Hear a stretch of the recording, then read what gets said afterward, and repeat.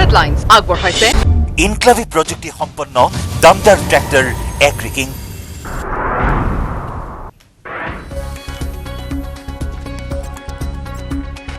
সদনৰ মজিয়াত ফ্লাইং কিছ দি বিতৰ্কত ৰাহুল গান্ধী। অধ্যক্ষক ৰাহুল গান্ধীৰ বিৰুদ্ধে অভিযোগ কেন্দ্ৰীয় মন্ত্ৰী শোভা কৰ্দনলাজে সহ কেইবাগৰাকী মহিলা সাংসদৰ। অনাস্থা প্ৰস্তাৱক লৈ স্মৃতি ইৰাণীয়ে ভাষণ দি থকাৰ সময়ত ফ্লাইং কিছ দি সদন ত্যাগ কৰিছিল ৰাহুল গান্ধীয়ে। ঘোষ লৈ গ্ৰেপ্তাৰ অভয়াপুৰীৰ হাইস্কুলৰ কেৰাণী এবাদত আলী আহমেদ। NPS একাউণ্ট ট্ৰান্সফাৰৰ বাবে ঘোষ বিচাৰি দুৰ্নীতি নিবাৰকৰ জালত পৰিছে কেৰাণী এবাদত আলী। অভিযোগকাৰীৰ পত্নীৰ পৰা এবাদত আলীয়ে বিচাৰিছিল উৎকোচ।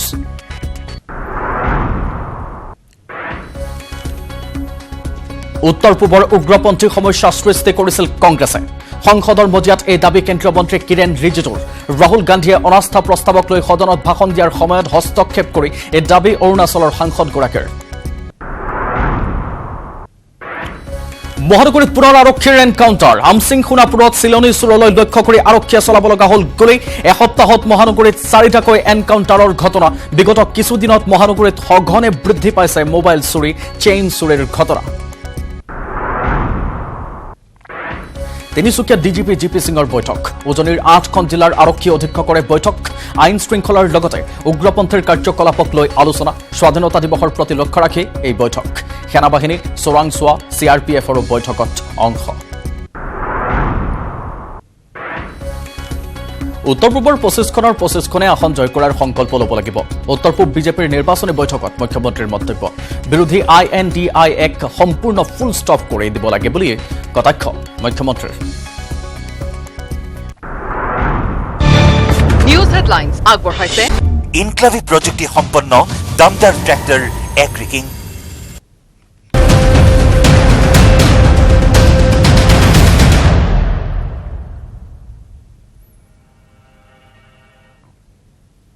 নমস্কাৰ, আপুনি চাবলৈ আৰম্ভ কৰিছে City 18। মই কৃপাঞ্চল ৰাজবংশী।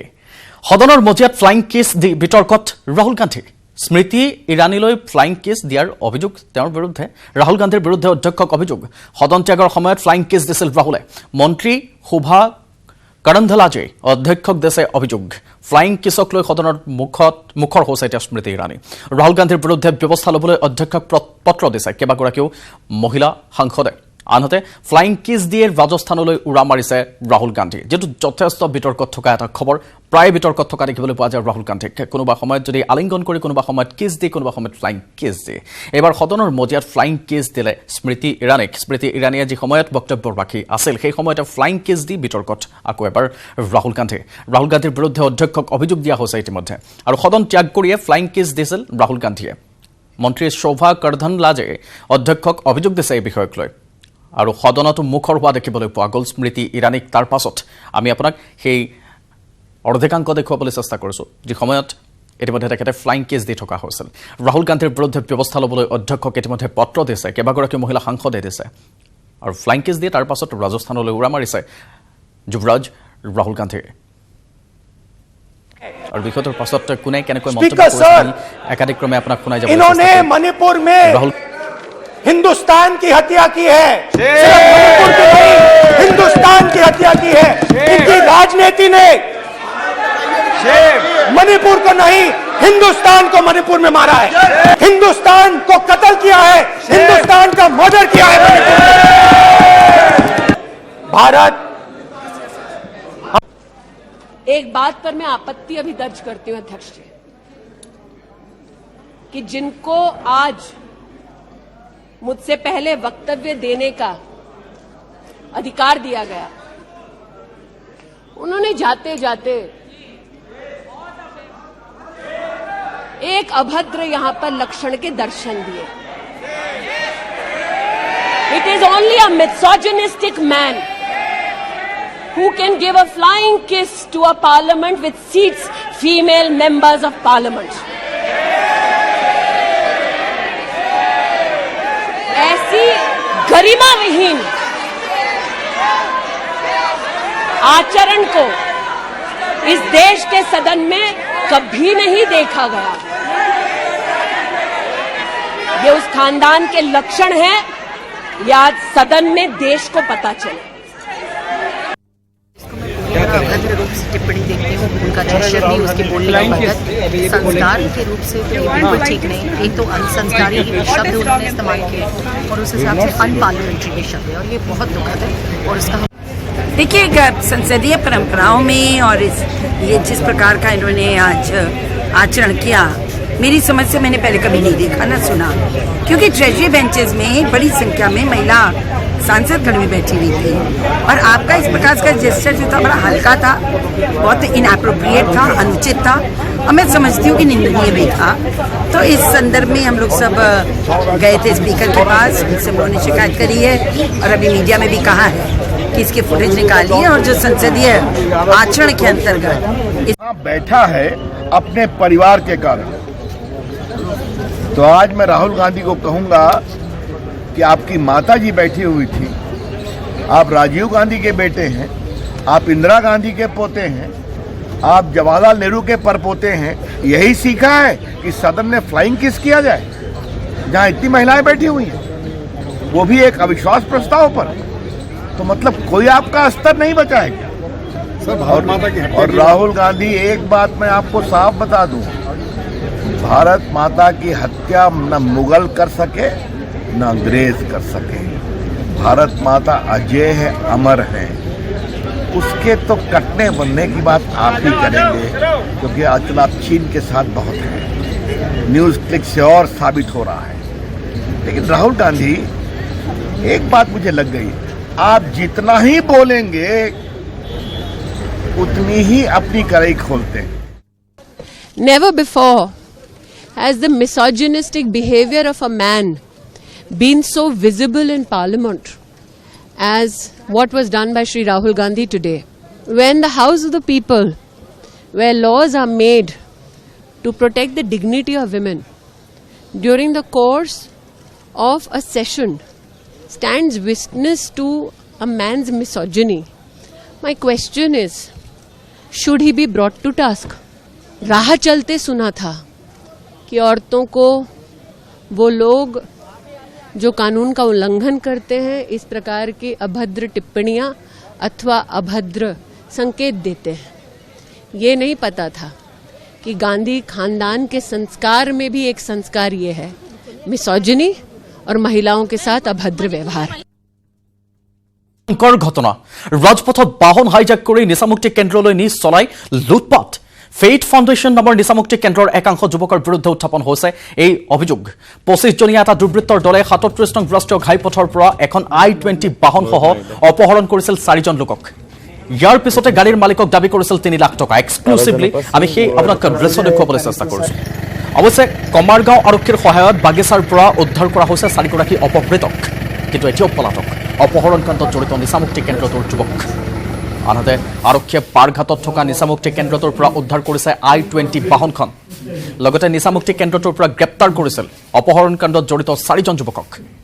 আনফালে নিচামুক্তি কেন্দ্ৰটোৰ পৰিচালক নুমলীগড়ৰ মন্টু কছাৰী, আফতাব আলীসহ অন্য সহযোগী কেইজন সন্ধানত আৰক্ষীয়ে এতিয়া তদন্ত অব্যাহত ৰাখিছে।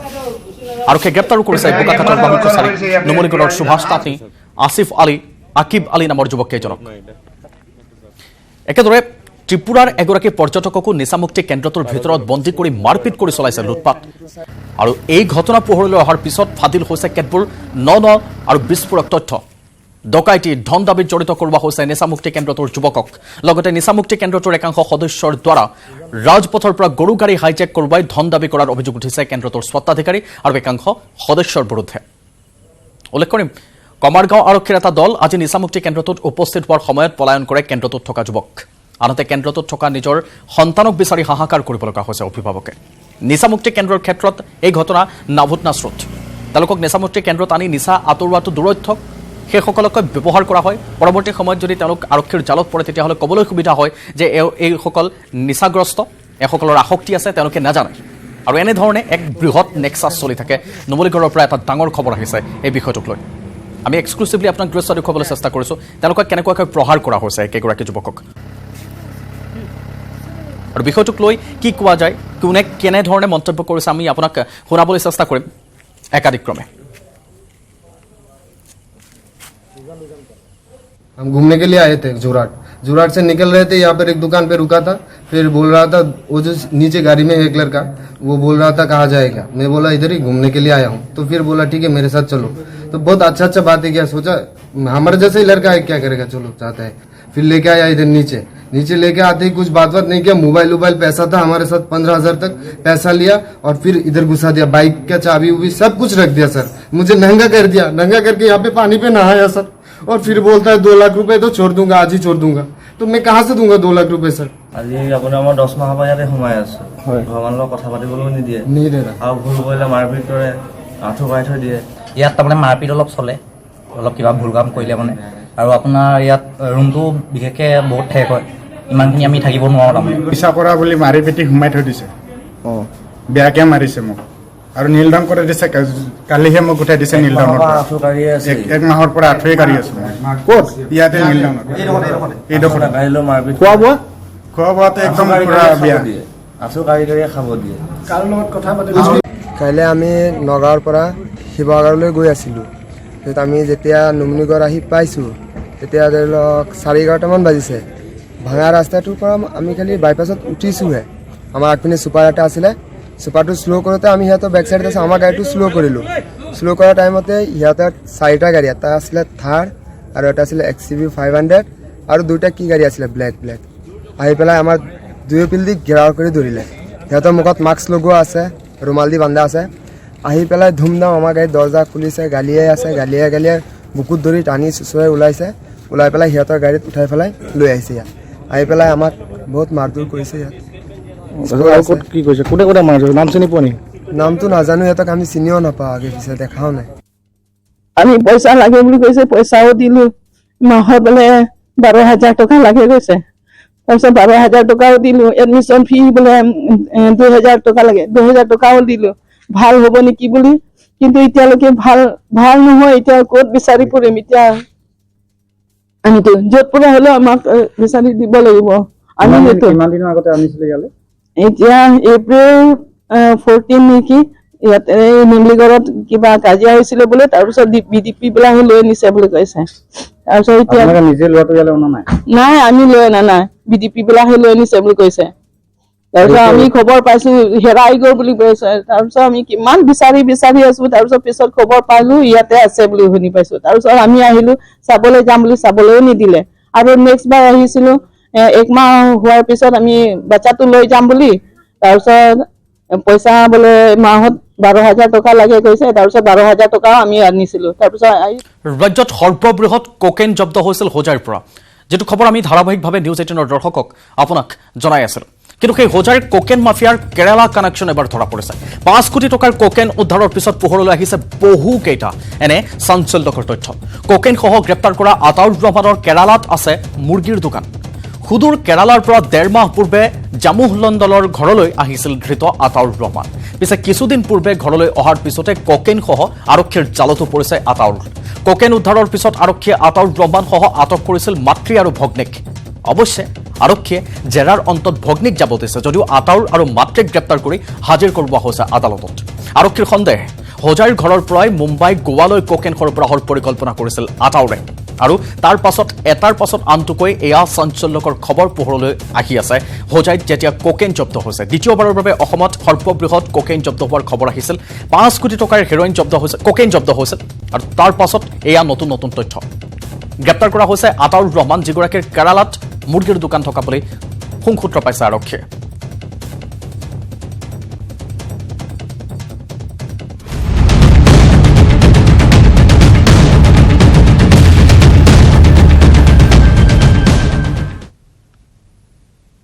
এই মুহূৰ্তৰ এক অতিকৈ গুৰুত্বপূৰ্ণ খবৰ। লোকসভাত গৃহমন্ত্ৰী অমিত শ্বাহে ভাষণ আৰম্ভ কৰিছে। অনাস্থা প্ৰস্তাৱ সম্পৰ্কত ভাষণ দিব কেন্দ্ৰীয় গৃহমন্ত্ৰীগৰাকী। আমি পোনপটীয়া সম্প্ৰচাৰলৈ লৈ যাব বিচাৰিছো আপোনাক। अविश्वास प्रस्ताव लेकर आते हैं। कई बार बड़े जन आंदोलन के समय प्रजा की भावना को प्रतिबिंबित करने के लिए अविश्वास के प्रस्ताव लेकर आते हैं। ये एक अविश्वास का प्रस्ताव ऐसा है जिसमें प्रधानमंत्री और मंत्रिमंडल के प्रति न जनता को अविश्वास है, न सदन को अविश्वास है। और ये विश्वास प्रस्ताव लेकर आए हैं। माननीय अध्यक्ष जी, इसका उद्देश्य क्या है? इसका उद्देश्य जनता में भ्रांति खड़ी करने का उद्देश्य। मैं उनको इतना ही कहना चाहता हूं कि भाई, अविश्वास प्रस्ताव जब आप लेकर आते हो तो इस पर जो चर्चा होती है वो चर्चा में सरकार के विरोध में कुछ मुद्दे तो रख देते हैं। मैंने पूरे भाषण ध्यान से सुने और पूरे भाषण ध्यान से सुनने के बाद मैं निश्चित रूप से निर्णय पर पहुंचा हूं, ये अविश्वास प्रस्ताव केवल और केवल भ्रांति खड़ा करने के लिए लाया गया है। ये प्रजा की इच्छाओं का प्रतिबिंब नहीं। अल्पमत का तो सवाल ही नहीं है। अल्पमत का सवाल इसलिए नहीं है क्योंकि जब तक जो अविश्वास के प्रस्ताव के विरोध में बोले हैं और जो समर्थन सदन का दिखाई पड़ा है, मतदान होगा तब होगा जो कराएंगे तो, परंतु जो समर्थन दिखाई पड़ा है वो बताता है कि अल्पमत का सवाल नहीं है। और जनता में भी विश्वास है मान्यवर, जनता में विश्वास इसलिए है कि देश के 60 करोड़ गरीबों को उनके जीवन में नई आशा का संचार अगर कोई एक प्रधानमंत्री और एक सरकार ने किया है तो नरेंद्र मोदी सरकार। मान्यवर, मैं डिटेल बात बाद में करता हूं। मैं भी देश भर में घूमता हूं, जनता के बीच में जाता हूं। मैंने जनता के साथ कई जगह से संवाद किया है, कहीं पर भी अविश्वास की आछी पतली झलक भी नहीं दिखाई पड़ती। मैं बताता हूं दादा, बंगाल का भी बताता हूं। मान्यवर, ये सरकार, मैं इस सदन के सामने आपके माध्यम से और इस सदन के माध्यम से पूरे देश की जनता को बताना चाहता हूं और धन्यवाद भी करना चाहता हूं। आजादी के बाद कोई एक सरकार और कोई एक नेता में जनता को सबसे ज्यादा विश्वास है तो ये नरेंद्र मोदी जी की सरकार। 2/3 बहुमत से 2 बार एनडीए को चुना गया।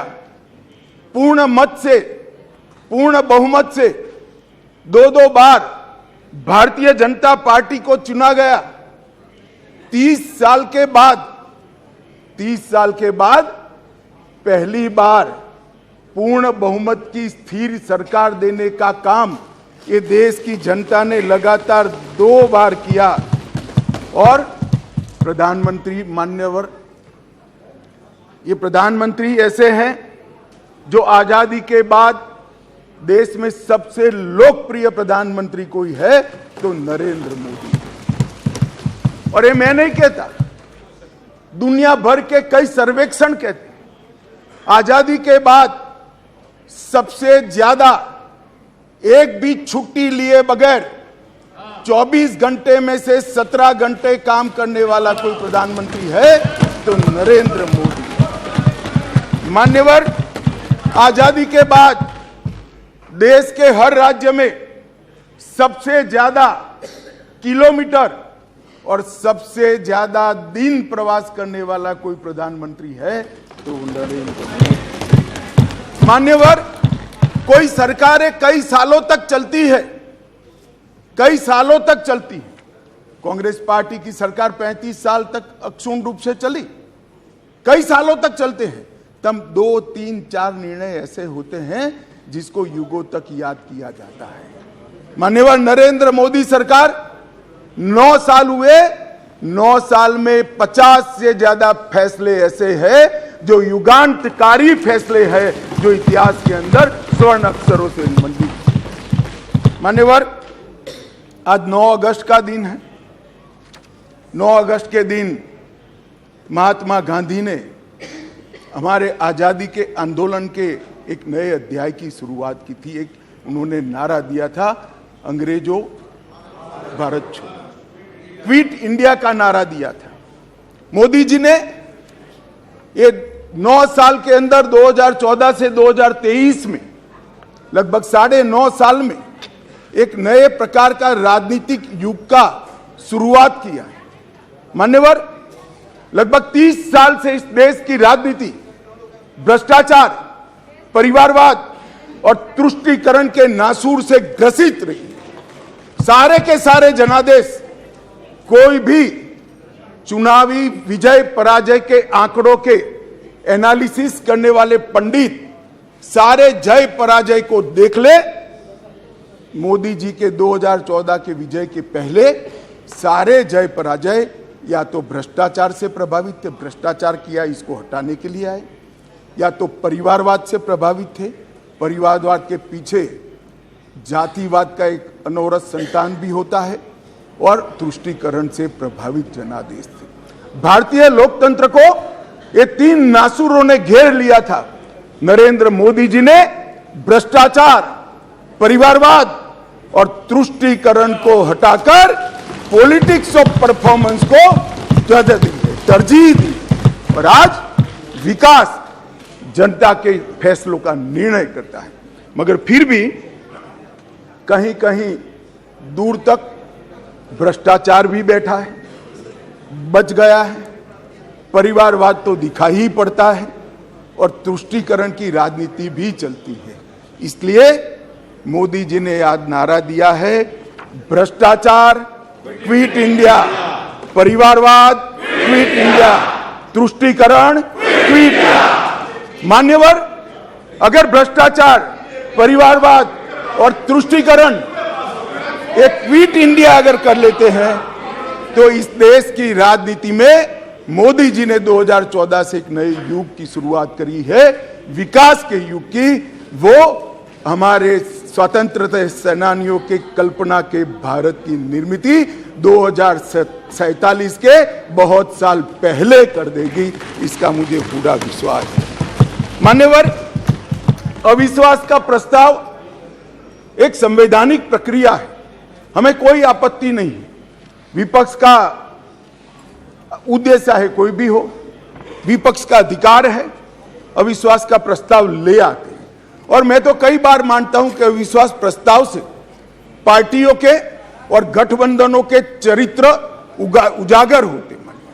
कई बार अविश्वास प्रस्ताव आए, मैंने जैसे पहले कहा, मैं 3 अविश्वास प्रस्ताव का जिक्र करना जरूर चाहूंगा। 2 अविश्वास प्रस्ताव है यूपीए सरकार के खिलाफ, जो हम विपक्ष में थे तब लेकर आए थे, और एक अविश्वास प्रस्ताव एनडीए सरकार के खिलाफ था, जो यूपीए जब विपक्ष में थी तब लेकर। 1993 जुलाई में नरसिम्हा राव जी की कांग्रेस की सरकार थी, उसके खिलाफ अविश्वास प्रस्ताव आया। अब सरकार बचानी होती है, नरसिम्हा राव जी को बचानी थी। कांग्रेस का मूल सिद्धांत है, एन केन प्रकारेण सत्ता में बने रहना, सत्ता में बने रहने का प्रयास करना। ना इसके लिए सिद्धांत होते हैं, ना नीतियां होती है, ना औचित्य होता है। मान्यवर, नरसिम्हा राव जी की सरकार अविश्वास प्रस्ताव जीत गई, और बाद में कई लोगों को जेल की सजा हुई, स्वयं नरसिम्हा राव जी को हुई, क्योंकि झारखंड मुक्ति मोर्चा को घूस देकर अविश्वास प्रस्ताव पर विजय प्राप्त करी। आज कांग्रेस भी कांग्रेस भी वहां बैठी है, और झारखंड मुक्ति मोर्चा भी वहां बैठा है। मान्यवर, 2008 में मनमोहन सिंह जी विश्वास प्रस्ताव लेकर आए। विश्वास प्रस्ताव के वक्त भी एक बार यहां पर बरोबर देश में वातावरण हो गया था कि इनके पास बहुमत नहीं है, बहुमत था भी नहीं। और मान्यवर, इस सदन ने उस वक्त सबसे कलंकित घटना देखनी पड़ी, सांसदों को करोड़ों रुपए की घूस लेनी पड़ी, और हमारे ऑनेस्ट सांसद वो रुपया लेकर पीठ के सामने आए और कहा कि हमें संरक्षण चाहिए, हमें रुपया ऑफर किया गया, और वो सरकार बचा ली। तो एक तो चरित्र है यूपीए का, सरकार के सामने अविश्वास का प्रस्ताव आए या कोई अविश्वास का प्रस्ताव न लाए, इसलिए विश्वास का प्रस्ताव वो स्वयं लाए। इसमें से बचने के लिए सारे सिद्धांत, सारा चरित्र, सारे लोकसभा के नियम कानून, हमारी परंपराएं, इसको त्याग कर येन केन प्रकारेण सत्ता को संभालना और सत्ता पर काबिज रहना। इसके सामने मान्यवर दूसरा एक उदाहरण है। 1999 में अटल जी की सरकार थी और अविश्वास प्रस्ताव आया मान्यवर। ये जो कांग्रेस ने किया वो हम कर सकते थे, क्योंकि 93 में नरसिम्हा राव जी ने देश के सार्वजनिक जीवन को एक एग्जाम्पल पूरा कर दिया था कि सरकार ऐसे भी बचाई जा सकती है, करोड़ों रुपया देकर भी बचाई जा सकती है। हम भी कर सकते थे, मगर हमने नहीं किया मान्यवर, हमने नहीं किया। हमने हमारी बात रखी। देश के प्रधानमंत्री अटल जी ने इसी सीट पर बैठकर अपनी बात रखी संसदों के सामने, और जो कहा कि संसद का जो फैसला है मैं सर पर चढ़ाऊंगा, हमें कोई आपत्ति नहीं। मान्यवर, सिर्फ एक वोट से सरकार गई, सिर्फ एक वोट से। क्या हम यूपीए और कांग्रेस की तरह बचा नहीं सकते थे? बचा सकते थे, मगर मैंने कहा ना कि कई बार संकट के समय गठबंधनों और पार्टियों का चरित्र उजागर होता है। यूपीए का चरित्र सत्ता बचाने के लिए भ्रष्टाचार करने का चरित्र है, और भारतीय जनता पार्टी और एनडीए का चरित्र सिद्धांतों के लिए राजनीति करने का चरित्र है। मान्यवर, उस वक्त मुझे ठीक याद है, मैं संसद में नहीं था, सदस्य नहीं था, बहुत सारे सीनियर सदस्य होंगे उस वक्त। मान्यवर, एक ही वोट का फर्क था, और अंत में गिरधर गोमांग के वोट को हमारे उड़ीसा के पूर्व मुख्यमंत्री उस वक्त मुख्यमंत्री से शपथ ले चुके थे और वोट डालने आए थे। वो वोट को वैलिड गिनना या न गिनना, मगर मान्यवर, आप जिस आसन पर बैठे हो इसकी भी गरिमा का एनडीए ने पालन किया था। हमने कोई दबाव नहीं बनाया, एक वोट हमारे विरुद्ध में गया, हमारी सरकार चली गई। मगर आज मैं फिर से कहना चाहता हूं गौरव गोगोई जी को, मगर जनता है जो सब देखती है, जनता है जो सब जानती है। एक वोट से हमारी सरकार गई, एक वोट से हमारी सरकार जरूर गई, परंतु अंत में क्या हुआ? बहुत बड़े बहुमत के साथ अटल जी फिर से देश के प्रधानमंत्री। मान्यवर, हमारे एनडीए का कुनबा मोदी जी के नेतृत्व में, भारतीय जनता पार्टी मोदी जी के नेतृत्व में हम देश में सिद्धांतों की राजनीति को प्रस्तावित करने के लिए राजनीति में है। येन केन प्रकारेण सत्ता को बचाने के लिए राजनीति के अंदर नहीं है। और ये दो चरित्र आज इस विश्वास प्रस्ताव पर की चर्चा के माध्यम से मैं 130 करोड़ की जनता को याद कराना चाहता हूं। एक और करोड़ों रुपया खर्च कर बहुमत खरीदने वाले लोग बैठे हैं, और एक बार सिद्धांत के लिए सत्ता छोड़ने वाले लोग बैठे हैं। जनता, देश की जनता ने मान्यवर, अरे शुरुआत है, धैर्य रखो, काफी सुनना पड़ेगा।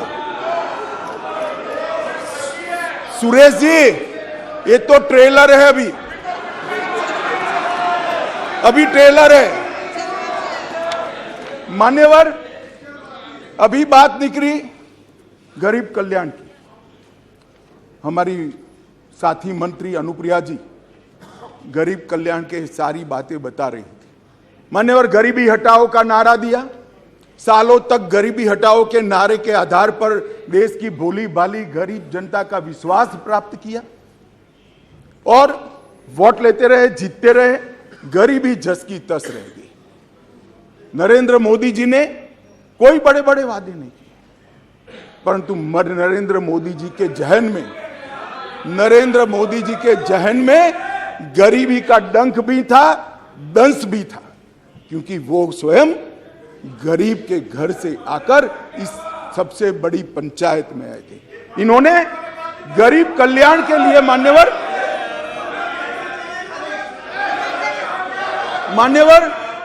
इन्होंने गरीब कल्याण के लिए ढेर सारे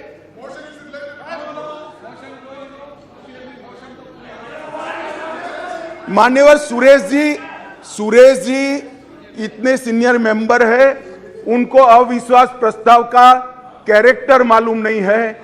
आप जब अविश्वास प्रस्ताव लेकर आते हो तो सरकार के समग्र कामकाज पर क्वेश्चन मार्क करते हो, और क्योंकि ये क्वेश्चन मार्क पॉलिटिकली मोटिवेटेड है, इसलिए मुझे सरकार के परफॉर्मेंस की चर्चा करनी पड़ेगी। मान्यवर, इस देश के करोड़ों गरीबों के नसीब में जब तक मोदी जी प्रधानमंत्री नहीं बने धुएं से भरा हुआ घर था। मोदी जी ने 9.6 करोड़ 9 करोड़ 60 लाख गरीब महिलाओं के घर में गैस का सिलेंडर भेजा और उसकी झुंपड़ी को धुएं से मुक्त कराने का काम किया। मान्यवर, 11 करोड़ परिवार ऐसे थे, दुनिया में कोई विचार नहीं कर सकता। कई देशों की आबादी 11 करोड़ से आधी भी नहीं है, 5वें हिस्से की भी नहीं है, परंतु 11 करोड़ परिवार ऐसे थे जिनके पास मान्यवर शौचालय नहीं था। हर रोज वो घर की महिलाएं आहत होती थी। मान्यवर, इनका दर्द 55 सालों तक ये यूपीए कांग्रेस ने नहीं जाना। नरेंद्र मोदी जी प्रधानमंत्री बने और 9 साल के अंदर 11 करोड़ 72 लाख परिवारों को शौचालय देने का काम। मान्यवर, देश के बहुत बड़े तबके में और विशेषकर गरीब के घर में, दलित के घर में, आदिवासी के घर में, पिछड़े के घर में, झोंपड़पट्टी में शुद्ध पीने का पानी नहीं मिलता, फ्लोराइड युक्त पानी पीते थे, भरी जुआनी में बूढ़े हो जाते थे, बाल सफेद हो जाते थे, हड्डियां टेढ़ी हो जाती थी। मान्यवर, मोदी जी ने हर घर नल के माध्यम से 12.65 लाख करोड़ मतलब 12 करोड़ 65 लाख घरों में जल से नल पहुंचाने का काम समाप्त। मान्यवर, ये हमेशा बोलते हैं, अभी भी चुनाव में कहते हैं कि हम किसानों का कर्ज माफ करेंगे, किसानों का कर्ज माफ करेंगे। मान्यवर, मैं पूछना चाहता हूं, 10 साल में कितना कर्ज माफ करा भाई? 4 से 14 तक आप 10 साल रहे, कितना मार्च करा? 70,000 करोड़, ठीक है ना? 70,000 करोड़। इसमें से भी 35,000 करोड़ तो नीचे बाकी रह गया है, मगर चलो मान ही ले कि 70,000 करोड़ किया। हम किसी का कर्ज माफ करने में विश्वास नहीं करते हैं, उसको कर्ज ही न लेना पड़े, ऐसी व्यवस्था। मान्यवर, इस देश के 14.5 करोड़ किसानों को 2,40,000 करोड़ रुपया इसके बैंक अकाउंट में डाला। अब देश के किसान तय करे कि एक और 70,000 करोड़ का कर्ज की लॉलीपॉप देने वाली यूपीए सरकार और एक बार सम्मान के साथ इसके घर में सम्मान के साथ इलेक्ट्रॉनिक तरीके से 2,40,000 करोड़ भेज। मान्यवर, मैं आज और स्पष्टता करना चाहता हूं, ये रेवड़ी नहीं है, ये रेवड़ी नहीं है। हमने ये करने से पहले एक सर्वे किया कि 2.5 एकड़ से कम जिसकी जोत है वो किसान को कितना खर्चा बेसिक खेती के काम के लिए आता है, क्योंकि वो तो मजदूर रखता नहीं है, स्वयं ही बेचारा मेहनत करता है। इरिगेशन, बीज और खाद का कितना खर्चा आता है, तो 2.5 एकड़ से कम जिसकी जोत है इसका खर्चा 6,000 आता है। मोदी जी ने 6,000 रुपया इसको दे दिया। भैया तुम ऋण ही मत, आपने तो एक बार किसान को ऋण मुक्त किया, मोदी जी ने पूरे जीवन के लिए उसको ऋण मुक्त करने का काम किया है। मान्यवर, इस देश में 50 करोड़ लोग ऐसे थे, करीब 60 करोड़ लोग जिनके घर में बीमारी आ जाए तो पिताजी की मृत्यु हो जाएगी इसका डर नहीं लगता था, इलाज का खर्च कितना आएगा इसका डर लगता था, और वो पूरा परिवार ऋण के बोझ के तले दब जाता था। मान्यवर, मोदी जी ने 50 करोड़ लोगों को 5 लाख तक का सारा स्वास्थ्य का खर्चा माफ कर दिया। आज देश के किसी भी गरीब के घर में बीमारी आती तो 5 लाख तक का सारा इलाज, चाहे ऑपरेशन करना हो, चाहे दवाइयां देनी हो, चाहे टेस्ट कराना हो, वहां तक कि अस्पताल से घर जाने के रिक्शा के 200 रुपया भी हम दे रहे हैं। 5 लाख रुपया हर परिवार को। मान्यवर, जब हमने बैंक का अकाउंट खोलने की जनधन योजना लेकर आए, तब मजाक उड़ाया जाता था। हमारे बिहार के मुख्यमंत्री नीतीश कुमार जी ने हमारा कड़ा मजाक उड़ाया कि अकाउंट तो खोल दिया, अंदर क्या डालेगा, जरा बॉनी तो कराओ। नीतीश बाबू, आज मेरी बात सुन लीजिए। हमने 49 करोड़ 65 लाख बैंक अकाउंट खोले, जिसमें 2 लाख करोड़ गरीबों के जमा है, और राज्य सरकार और केंद्र सरकार की 300 से ज्यादा योजनाओं का पैसा डीबीटी के माध्यम से जनधन अकाउंट में ट्रांसफर होता है। मगर साहब, ये जनधन योजना का क्यों विरोध कर रहे थे, समझने जैसी बात है। एक बार इस देश के तत्कालीन प्रधानमंत्री ने कहा था, जो यूपीए से ही थे, उन्होंने कहा था कि मैं दिल्ली से 1 रुपया भेजता हूं, 15 पैसे पहुंचते हैं। वो तो ठीक है, स्वीकृति की सच्चे आदमी थे, नए नए राजनीति में आए थे, बोल गए। मगर मैं अब आगे पूछना चाहता हूं, क्योंकि बाकी लोग तो यहीं बैठे हैं। भैया 85 पैसा कौन ले जाता था? ये 85 पैसा कौन ले जाता था? मान्यवर, 85 पैसा ये ले जाते थे जिनको इसके अंदर कटकी और बटकी करनी थी। मान्यवर, जो जनधन योजना का विरोध कर रहे हैं, वो 85 पैसा एंजॉय करने वाले लोग हैं, क्योंकि अब भारत सरकार रुपया भेजती है तो सीधा रुपया पहुंच जाता है। कांग्रेस की तरह नहीं 85 पैसा, सीधा रुपया गरीब के घर में पहुंच जाता है। मान्यवर,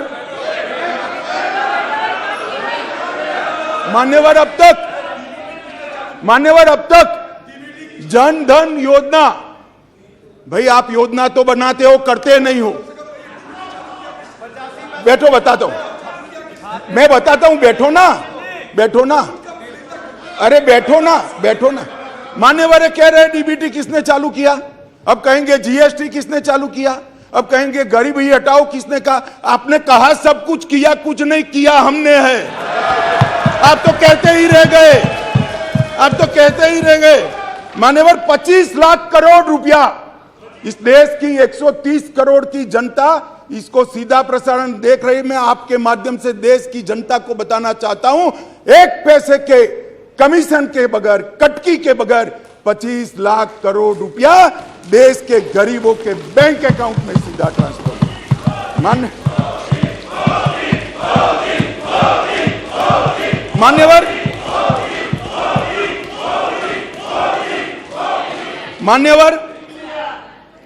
मान्यवर, कोरोना आया, मोदी जी ने शुरुआत की पक्षा पक्षी से ऊपर उठकर, संघ भावना से। ये पूरे समाज की लड़ाई है, पूरी दुनिया की लड़ाई है, पूरे देश की लड़ाई है। पक्षा पक्षी में नहीं पड़ना चाहिए। सबको साथ में रखकर कोरोना के खिलाफ की लड़ाई की शुरुआत हुई।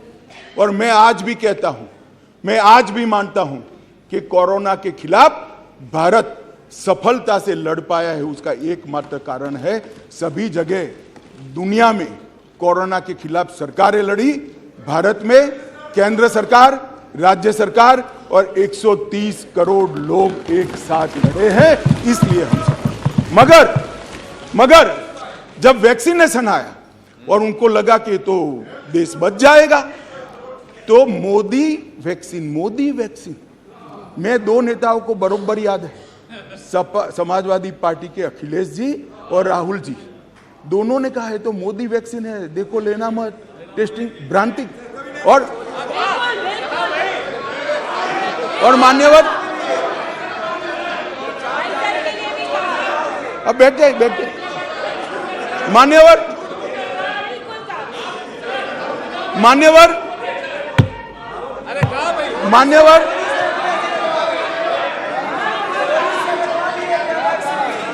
मान्यवर जनता ने वैक्सीन लेना शुरू किया।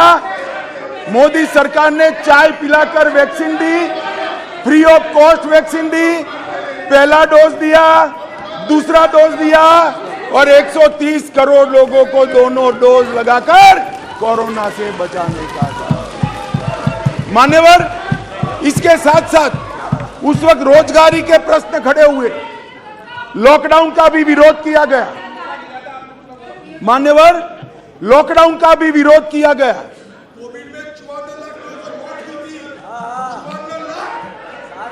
मान्यवर,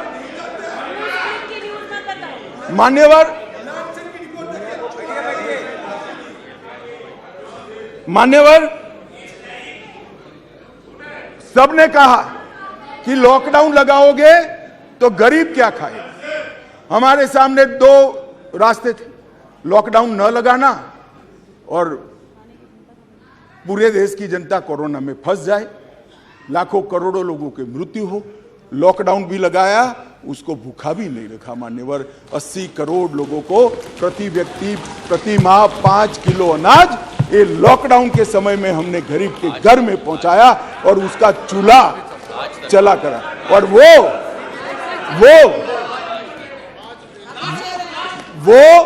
आज भी चल रहा है, आज भी चल रहा है। भाई, अविश्वास प्रधानमंत्री में और मंत्रिमंडल में अविश्वास आपको हो सकता है, देश के गरीब को, देश की जनता को नहीं है, क्योंकि उज्ज्वला योजना मोदी जी लाए, हर घर नल मोदी जी ने पहुंचाया, बिजली मोदी जी ने पहुंचाई, पीएम किसान 2.5 लाख करोड़ मोदी जी ने पहुंचाए, 3 करोड़ लोगों को घर दिया, 60 करोड़ लोगों को 5 लाख का स्वास्थ्य का खर्चा दिया, बैंक खाते 49 करोड़ से ज्यादा खुलवाए, डायरेक्ट बेनिफिट ट्रांसफर में 25 लाख करोड़ रुपया भेजा, 80 करोड़ गरीबों को वैक्सीन लगाकर अनाज दिया। अविश्वास आपको है, देश की जनता को अविश्वास नहीं है, वो मोदी जी के साथ। मान्यवर,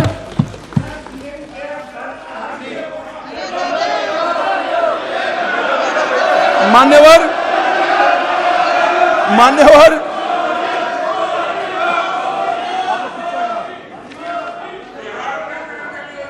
अध्यक्ष जी,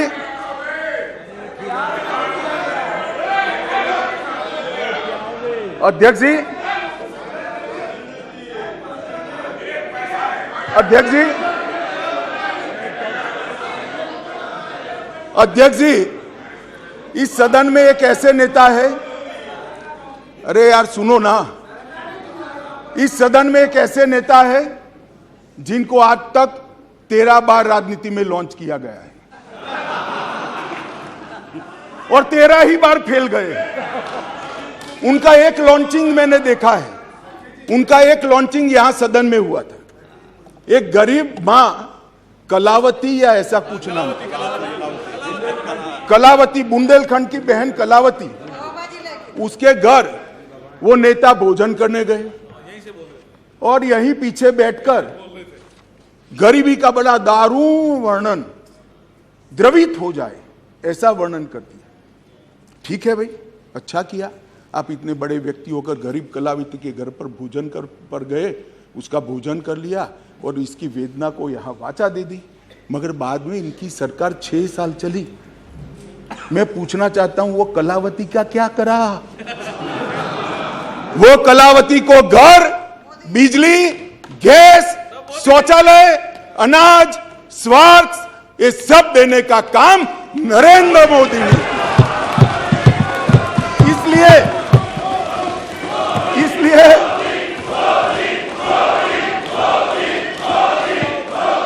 इसलिए जिस कलावती के घर पर आप भोजन पर गए हो, इसी को भी मोदी जी पर अविश्वास नहीं है, वो आज मोदी जी के साथ है। मान्यवर, राष्ट्रीय पिछड़ा वर्ग आयोग बनाया, पिछड़ा वर्ग को संवैधानिक मान्यता दी, आर्थिक रूप से कमजोर लोगों को 10% का रिजर्वेशन इतने सालों के बाद पहली बार मिला और 2 बार राष्ट्रपति बनाने का उम्मीदवार चयनित करने का हमें मौका मिला। सत्ताधारी पार्टी एनडीए ने, बीजेपी ने एक बार दलित और एक बार आदिवासी भारत में प्रथम बार। एक गरीबों के लिए काम करने वाली ये सरकार है। नरेंद्र मोदी जी ने गरीब कल्याण का जो यज्ञ चलाया है, इससे गरीब के घर में जाते हैं तो वो दिन मित्र कर कर नरेंद्र मोदी को बुलाते हैं। गरीब अपने आप को अब मोदी जी में अपना मित्र ढूंढता है। मान्यवर, ये इसलिए मैं कह रहा हूं, अविश्वास आपको है, देश की जनता को अविश्वास नहीं है। मान्यवर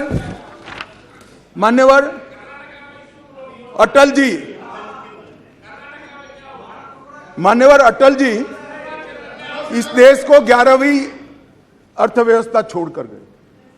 अब अटल जी तो जन नेता थे, ज्यादातर सांसदों की तरह कार्यकर्ता के नाते काम करते करते, आइडियोलॉजी का प्रचार करते करते देश के प्रधानमंत्री बने। 6 साल तक चलाया। 6 साल में 15वें नंबर से 11वें नंबर पर लाए। फिर एक अर्थशास्त्री प्रधानमंत्री बने। यूपीए की सरकार आई। मैं उनका धन्यवाद करना चाहता हूं कि 11वें नंबर से 12वें नंबर पर नहीं ले गए, उन्होंने 11वां नंबर संभाल कर रखा। और फिर नरेंद्र मोदी जी आए। ढेर सारे पंडित कहते थे मोदी जी देश का अर्थतंत्र कैसे संभालेंगे। मनमोहन सिंह चौपट कर गए हैं, सारे ग्राफ उल्टे हैं, सारे पैरामीटर्स आउट ऑफ कंट्रोल हैं।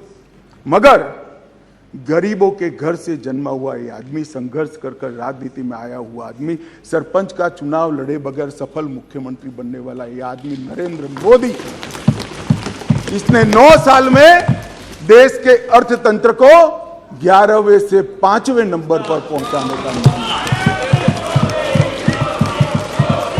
और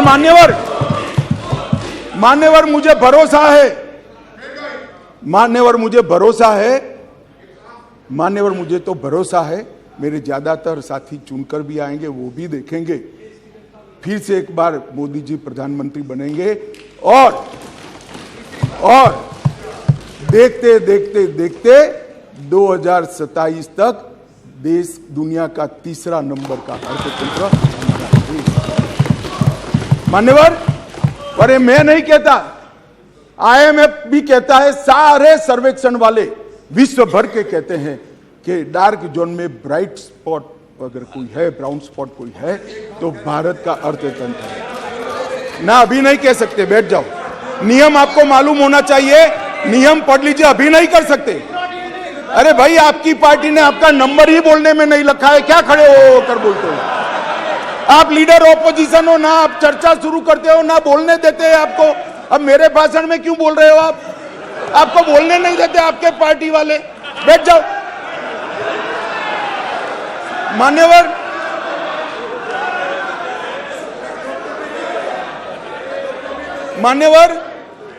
आने वाले दिनों में, आने वाले सालों में और आने वाले दशकों में दुनिया के अर्थतंत्र का, दुनिया भर के अर्थतंत्र के जो महत्वपूर्ण क्षेत्र है, वो सब में दूरदर्शितापूर्ण फैसले लेकर मोदी जी ने सटीक नीतियां बनाकर भारत को इसके अंदर एक फाउंडेशन डालने का काम समाप्त कर दिया। चाहे ग्रीन हाइड्रोजन हो, चाहे इलेक्ट्रिकल व्हीकल हो, चाहे अंतरिक्ष हो, चाहे डिफेंस का प्रोडक्शन हो, चाहे इलेक्ट्रॉनिक आइटम का मैन्युफैक्चरिंग हो, चाहे क्वांटम इंजीनियरिंग के अंदर संवर्धन और R&D करना हो, और चाहे ऑर्गेनिक फूड का बाजार खड़ा करना हो। ये 7 के 7 क्षेत्र जो इमर्जिंग क्षेत्र दुनिया के अर्थतंत्र में माने जाते हैं, वो 7 क्षेत्र में मान्यवर मोदी जी ने ऐसा फाउंडेशन डाला है कि आने वाले 5 ही साल में भारत दुनिया के अर्थतंत्र में एक प्रमुख शक्ति बनकर उभरेगा, इसका मुझे विश्वास है। मान्यवर, इंफ्रास्ट्रक्चर की गति शक्ति के तहत सिर्फ 2024-25 तक 2 लाख किलोमीटर राष्ट्रीय राजमार्ग हम समाप्त कर देंगे। 2020-21 में 37 किलोमीटर प्रतिदिन बनाए। 148 हवाई अड्डे बने हैं। मोदी जी के आने के पहले 74 थे, अब 148 हो गए। Vande Bharat semi high speed train शुरू हो चुकी है। 99,000 करोड़ की सागरमाला परियोजना, जो इंफ्रास्ट्रक्चर का बहुत बड़ा दूरगामी कदम है, वो पूरा हो चुका है। कार्गो हैंडलिंग की क्षमता देश की 79% बढ़ी है, अगले साल तक दोगुना हो जाएगी। और 27 ट्रेनों में मेट्रो उपलब्ध कराई है और भारत नेट 6.20 लाख किलोमीटर फैला दिया है, लाखों गांवों तक भारत नेट को पहुंचाने का काम। मान्यवर, इंटरनेट कनेक्शन में दुनिया में सबसे ज्यादा वृद्धि भारत ने दर्ज करी है, 231% की वृद्धि। और पूर्वोत्तर के लिए भी ढेर सारे एयरपोर्ट बनाने का काम नरेंद्र मोदी सरकार ने किया है। मान्यवर, स्वास्थ्य के बजट में भी 139% की वृद्धि नरेंद्र मोदी सरकार ने करी है। पिछले 8 वर्षों में 4,85,000 करोड़ रुपया खर्च किया गया। MBBS की सीटों में 93% वृद्धि और पीजे की सीटों में 100% वृद्धि कर डॉक्टर की संख्या को दुगना करने का काम नरेंद्र मोदी सरकार ने किया है। मान्यवर, इतना ही नहीं, ढेर सारे विषय मेरे साथियों ने बहुत बताया। मुझे अभी मणिपुर पर भी बात करनी है। मान्यवर, नरेंद्र मोदी जी ने समग्र विश्व के अंदर नरेंद्र मोदी जी ने भारत का सम्मान बढ़ाने का काम किया है। मान्यवर, क्लाइमेट चेंज हो या टेररिज्म, ग्लोबल नैरेटिव सेट करने का काम आज अगर कोई एक देश कर रहा है तो हमारा महान भारत कर रहा है। मान्यवर, G20 का नेतृत्व जब हमें मिला, बहुत सारे देशों को मिला, एक ही शहर में कार्यक्रम करे, आज G20 के कार्यक्रम 55 स्थानों पर कर पूरे विश्व को भारत की संस्कृति से परिचित कराने का काम नरेंद्र मोदी जी ने किया है। और साहब, इन लोगों को पसंद नहीं आता, इसलिए अविश्वास विश्व भर में एक ही ऐसा नेता है जिसको 14 राष्ट्रों का सर्वोच्च सम्मान मिला है। मैं फिर से, वैसे तो व्यक्तिगत सम्मान मिला है, मगर महान सदन में कहना चाहता हूं, मोदी जी और भारतीय जनता पार्टी की भावना है, ये 14 राष्ट्रों ने जो सर्वोच्च सम्मान दिया है, ये देश की 130 करोड़ की जनता का सम्मान, भारत का सम्मान जो नरेंद्र मोदी जी को मिला है। इसलिए आपको भले अविश्वास हो, देश की जनता को अविश्वास नहीं। मान्यवर, इस चुनाव में पता चल जाएगा दादा, इस चुनाव के काउंटिंग में पता चल जाएगा, और फोन करना मुझे।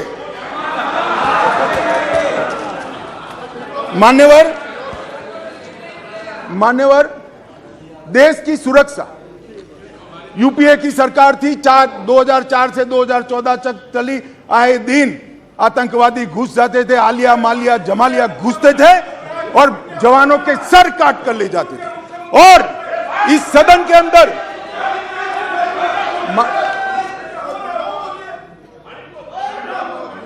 थक जाएगा, तुम मत बोलो, वो थक जाए, मैं नहीं थकूं।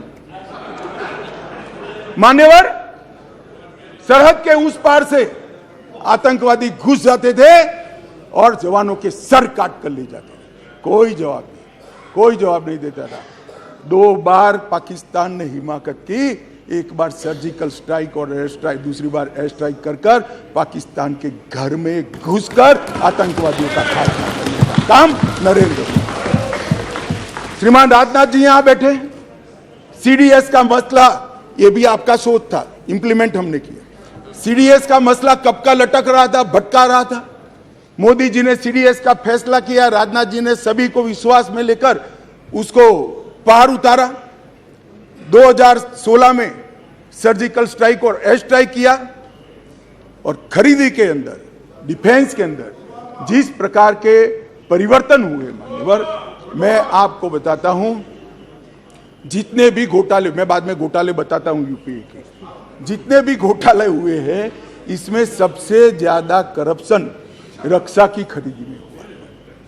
मगर मोदी जी के नेतृत्व में हमारे रक्षा मंत्री जी ने 4100 आइटमों को इंपोर्ट की नेगेटिव लिस्ट में डालकर यहां उत्पादन किया। और आत्मनिर्भर भारत की रचना कैसी होती है, इसकी नींव कैसे डाली जा सकती है, डिफेंस जैसे अति टेक्नोलॉजी वाले और स्पर्धात्मक क्षेत्र में इसको कर नरेंद्र मोदी जी ने आज भारत का रक्षा उत्पादन न केवल भारत, कई देशों के लिए आकर्षण का केंद्र बना है और भारत एक रक्षा के उत्पादन का प्रमुख केंद्र बना है। उत्तर प्रदेश और तमिलनाडु के अंदर 2 डिफेंस कॉरिडोर बनाए गए मान्यवर, और 22-23 में 16,000 करोड़ से ज्यादा का निकास किया गया, निर्यात किया गया। ये आंकड़ा लाखों करोड़ों में जाने वाला है। मान्यवर 4 दशकों से श्रीमती इंदिरा गांधी जी प्रधानमंत्री थी, तब से देश का सेना का जवान, चाहे सर्विंग हो चाहे रिटायर्ड हो, वो 1 पेंशन 1 रैंक 1 पेंशन की मांग करता है। सब भागते थे।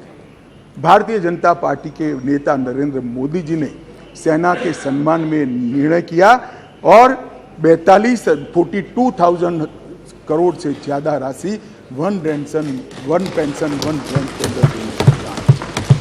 मान्यवर, दुनिया में अस्थिरता बढ़ी, चाहे यूक्रेन हो, यमन हो, चाहे कोरोना में दुनिया भर में बसते हुए हमारे भारतीय हो, 90 से ज्यादा यूक्रेन से उड़ाने कर दोनों राष्ट्राध्यक्षों से बात कर 3 दिन तक युद्ध बंद कर 23,000 भारतीयों को घर पे लाने का काम नरेंद्र मोदी से। ऑपरेशन राहत 5,000 भारतीय और 2,000 विदेशी नागरिकों को वहां से यमन से निकाला और 2 लाख उड़ानों के माध्यम से 2.97 लाख मतलब 3 करोड़ करीब यात्रियों को सकुशल कोरोना के वक्त वंदे भारत मिशन के तहत वापस लाया। मान्यवर, चीन की सीमा पर हमारी आर्टिलरी न पहुंचे ऐसी स्थिति थी, रोड ही नहीं बनाए थे, नक्शा ही देखते रहते थे। नरेंद्र मोदी जी और राजनाथ जी की टुकड़ी ने सीमा के अंतिम गांव तक भारत के प्रथम गांव में रोड पहुंचाने का, वाइब्रेंट विलेज के माध्यम से गांव खाली न हो, इसकी चिंता मान्यवर नरेंद्र मोदी जी ने की। मान्यवर, किसानों के कल्याण के लिए ढेर सारे काम करें, बजट में 6 गुना वृद्धि करी। जरा सुनो भाई सुरेश, आप लोग 21,900 करोड़ रुपए का छोड़कर गए थे। कितना छोड़कर गए थे भाई? 21,900 करोड़। अब ध्यान से सुनना, 21,900 करोड़ को 6 गुना बढ़ाकर 1,25,000 करोड़ रुपए का बजट नरेंद्र मोदी। मान्यवर, खाद्यान्न के उत्पादन 265 मिलियन टन से बढ़कर 22-23 में 323 मिलियन टन रिकॉर्ड उत्पादन। प्रधानमंत्री किसान सम्मान योजना में आगे बात कर चुका हूं, 14 करोड़ लोगों को 6,000 रुपया, 2,41,000 करोड़ रुपया। और ये एमएसपी बहुत चिल्लाते रहते हैं। मैं आपको पूछना चाहता हूं मान्यवर, आपके माध्यम से जो अविश्वास प्रस्ताव लेकर आए हैं उनको मैं एमएसपी के बारे में जरूर पूछना चाहता हूं कि भैया आपने एमएसपी की कितनी खरीदी की थी और एमएसपी में के रेट में कितनी बढ़ोतरी की थी। जरा हिसाब किताब लेकर जनता के सामने जाइए। मगर नहीं जाएंगे, बैठे बैठे बोले रह गएंगे एमएसपी का क्या हुआ। मैं बताता हूं सत्य क्या है, और मैं इस सदन के माध्यम से देश की जनता को और 14 करोड़ किसानों को कहना चाहता हूं कि आपके घर में सबसे ज्यादा एमएसपी और एमएसपी पर सबसे ज्यादा धान खरीदने का काम कोई एक सरकार ने किया है तो नरेंद्र मोदी। मान्यवर, धान की खरीदी पहले ध्यान से सुनना, सभी सभासदों को मेरा विनती है, ध्यान से सुनिए। धान की खरीदी 475 लाख मैट्रिक टन मनमोहन सिंह जी ने अपने अंतिम साल में की। मैं फिर से आंकड़ा बोलता हूं, 475 लाख मैट्रिक टन। नरेंद्र मोदी जी ने अंतिम खरीदी 896 लाख मैट्रिक टन, 88% की वृद्धि। मान्यवर, और लाभार्थी किसान पहले 76 लाख थे, अब 1,31,00,000 लाभार्थी। मान्यवर, गेहूं की खरीदी एमएसपी पर खरीदी, इसके अंदर मनमोहन सिंह जी और इनकी यूपीए की सरकार 251 लाख मैट्रिक टन छोड़कर गए थे, 251 लाख मैट्रिक टन। अब नरेंद्र मोदी जी ने 251 लाख मैट्रिक टन से बढ़ाकर 433 लाख मैट्रिक टन पहुंचाने। और पहले गेहूं 20 लाख किसानों का खरीदा जाता था, अब गेहूं 43 लाख 43 लाख किसानों का खरीदा जाता है। मान्यवर, मोदी जी ने कहा कि किसानों की आय दोगुनी करेंगे। हमारा मखौल उड़ाते थे, अभी भी उड़ाते हैं, शायद 5 साल बाद भी उड़ाएंगे। समझ नहीं पड़ी है मान्यवर। हम कहते थे कि हम किसानों का आय दोगुना करेंगे, हमारा मजाक उड़ाया जाता। अब मैं बताता हूं मान्यवर, मोदी जी ने निर्णय कर दिया कि किसान की आय से, मतलब खर्च से, लागत से 50% कम से कम एमएसपी रखेंगे। ये बहुत बड़ा ऐतिहासिक किसान हिस्से से निर्णय है मान्यवर। धान की एमएसपी जो 1310 थी, मैं फिर से एक बार ध्यान आकृष्ट करना चाहूंगा। मनमोहन सिंह जी, यूपीए सरकार, जिनको हम पर अविश्वास है, वो यूपीए सरकार धान के एमएसपी 1310 छोड़कर गई। कम खरीदते थे मगर रेट 1310 था, हमने ज्यादा खरीदा और उसके दाम को भी 1310 से बढ़ाकर 2040 करने। मान्यवर, गेहूं 2013-14 में 1400 रुपया एमएसपी छोड़कर गए थे डॉक्टर मनमोहन सिंह यूपीए, और आज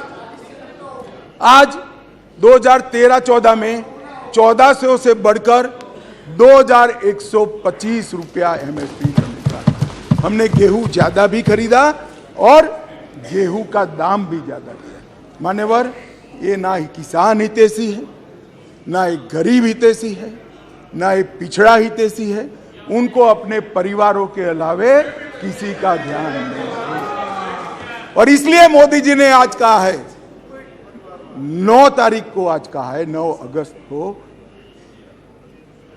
परिवारवाद ट्वीट इंडिया, भ्रष्टाचार और तुष्टीकरण। मान्यवर,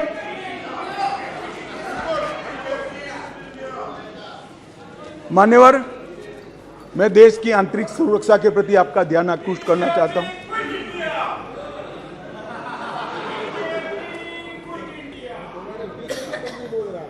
भाई, अभी भी सत्यता स्वीकारो, नहीं तो जो होए उसके भी आधे हो जाओ।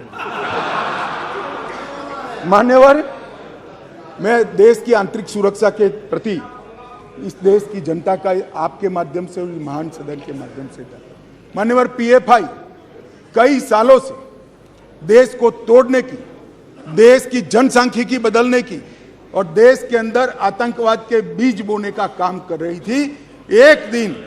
एक ही दिन में सितंबर 22 में 15 राज्यों में 90 से ज्यादा स्थानों पर रेड कर पीएफआई पर बैन लगाकर जेल की सलाखों के पीछे डाल दिया। मान्यवर, देश भर में पीएफआई को हमने बैन किया। दुनिया भर में भागे हुए गुनहगारों को आज वापिस लिया जाता है।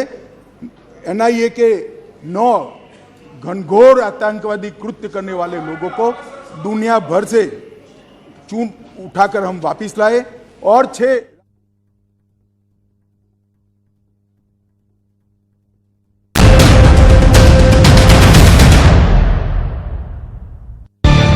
নিউজ হেডলাইন্স আগবঢ়াইছে সিগমাছ এভৰিডে স্পাইচেছ।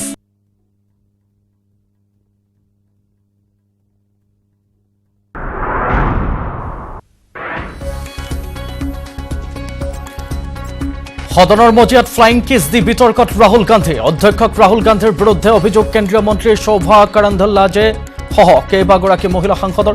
অনাস্থা প্ৰস্তাৱক লৈ স্মৃতি ইৰাণীয়ে ভাষণ দি থকাৰ সময়ত ফ্লাইং কিছ দি সদন ত্যাগ কৰিছিল ৰাহুল গান্ধীয়ে।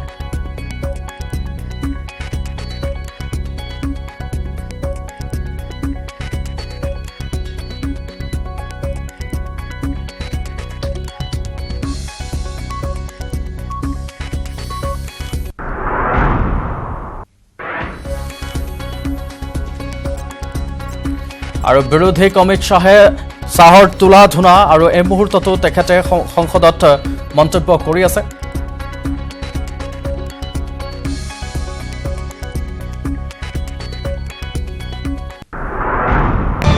নিউজ হেডলাইন্স আগবঢ়াইছে Sigma's Everyday Spices.